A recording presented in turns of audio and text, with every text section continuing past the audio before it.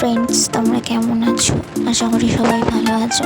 আজকে আমরা চলেছি জাগরা মন্দিরে পুজো দিতে। আমার ভালোবাসি উপলক্ষে যেমন দাদা বৌদির সাথে আমি যাচ্ছি। আর আগে আমার হাজব্যান্ড আর দাদা রয়েছে। আর এই যে আমাদের এক জামাইবাবু আর দিদি, ওরা যাচ্ছে। ওই আমার হাজব্যান্ড আমাদের ক্রস করে চলে গেল আগে। পেছন থেকে আমার দাদা ভিডিওটা তুলে দিয়েছিল। আর এই যে মন্দিরের কাছে চলে এসেছি, একটু বাদেই নাম পুজো দেওয়ার জন্য।